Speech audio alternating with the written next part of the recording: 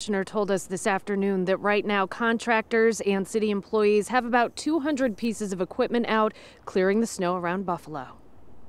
Tonight, the Buffalo Department of Public Works is focusing its cleanup efforts on South Buffalo and Kaisertown, the parts of the city hit the hardest. The rest of the city is actually in decent shape. I'll say, we've been able to get to a lot of the streets. We've got a lot of good clearance. We know there's still some trouble spots here and there, but all around the city we're servicing all the roads and thoroughfares, but special emphasis on the southern part of the city right now. The private contractors the city brought in started on the residential streets right away, with DPW crews tackling the mains and secondaries.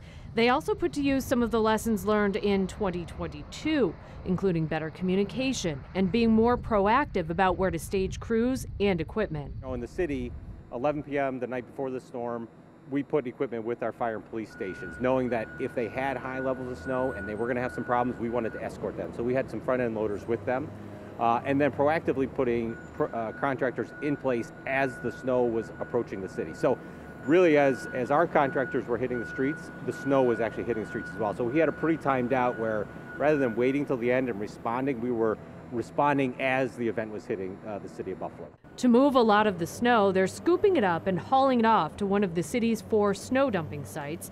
The DPW commissioner says it helps that Buffalo Public Schools are closed tomorrow because that'll take a lot of the traffic off the streets. They plan to work through the night as needed to get ready for the next round of snow Wednesday. We've already had a couple strategy sessions about that. We had a National Weather Service call a little bit earlier this afternoon. So preparing for that, we will get, I won't even say a break, we'll get a little respite, maybe a couple inches tonight. That front will move up. So, the next 48 hours could see some snow. We're having the same conversations. How do we make sure we're clearing mains, secondaries, and residential? So we're planning that out now.